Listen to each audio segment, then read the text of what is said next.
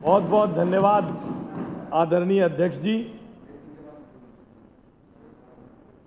मैं आपका साधुवाद देना चाहता हूं कि आपने इस मॉनसून सत्र में जिस शिद्दत के साथ दूध का दूध पानी का पानी करने के लिए विषयों का संचालन किया है, वो बहुत ही जिसे कह सकते हैं कि बधाई के पात्र हैं आप उसके लिए।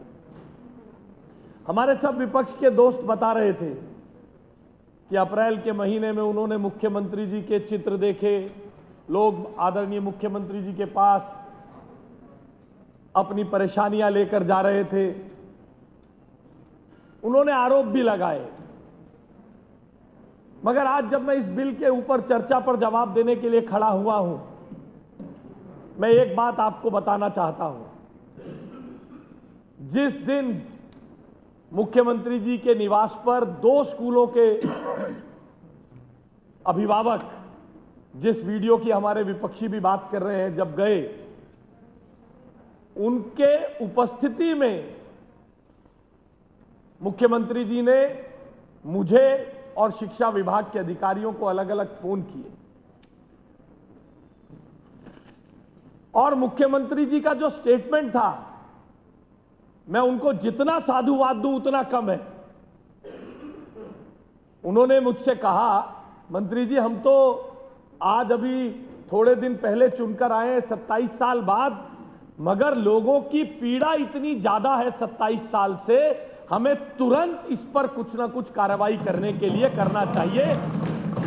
और मैं जितना दिल्ली की जनता की ओर से, अपने पूरे विधायक दल की ओर से मुख्यमंत्री जी का साधुवाद करूं कि उन्होंने फ्री हैंड के साथ, मैंने पिछली बार भी बताया कि डराया गया,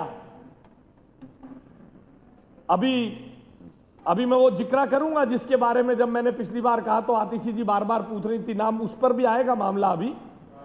और मैं आप लोगों से भी अनुरोध करता हूं, आतिशी जी ने कहा हम सारे विधायक इनके अनुमोदनों का, इनके संशोधनों के बारे में बातचीत करें। मैं अपनी इस बिल के संदर्भ में अपनी चर्चा में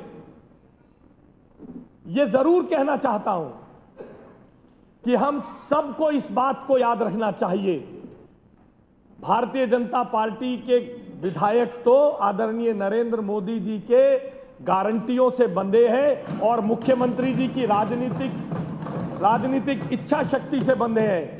आप भी अपनी अंतरात्मा के आधार पर वोट करिएगा, क्योंकि लवली जी ने जो बात आपको बताई है उसे गिरह बांध लीजिए।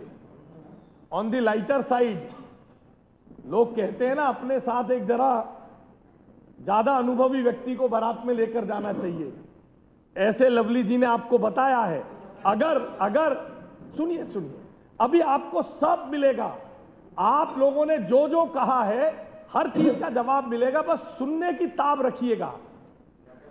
सुनने की, अभी देखते जाइए, देखते जाओ, अभी देखते जाओ। तो जो इन्होंने कहा कि कुछ सीख लो, गिरह बांधनी चाहिए आपको भी। विपक्ष के लगभग 10-12 लोग बोले साहब,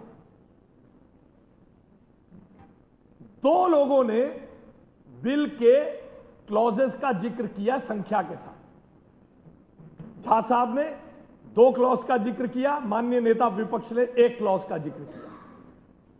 बाकी तो बिना पढ़े रिटॉरिक्स में बोले जा रहे हैं। अब जब मैं बताऊंगा तो शोर मचाएंगे। बत कही, आप समझेंगे इस बात को, पूर्वांचल के है ना, बत कही और होती है। यह सदन बत कहियों पे नहीं चलता है, यह सदन बत कहियों पे नहीं चलता है। और यह भी सच्चाई है, जब स्टेटस को टूटता है तो फ्रिक्शन होती है। जब स्टेटस को टूटता है ना तो फ्रिक्शन होती है। 10 साल से दिल्ली के मालिक बने बैठे थे, स्टेटस को टूट गया। शिक्षा की क्रांति की बातें होती थी, आज एक एक करके जब खुल रहा है तो स्टेटस को टूट गया। ये फ्रिक्शन उत्पन्न हो रही है। इसलिए बदकहियों में माहिर विपक्ष ने तो टिफिन घर को भी फांसी घर बता दिया था। टिफिन घर को भी फांसी घर बनाने वाले अब इस बिल पर ये क्या चर्चा करेंगे। मगर हमारा कर्तव्य है दिल्ली की जनता को एक एक चीज की असलियत बताना।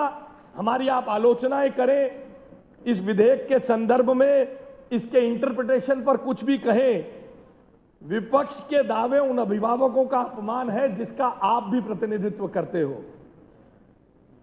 इसलिए आपके लिए विशेष तौर पे मैं शायर वसीम बरेलवी का शेर लाया हूं।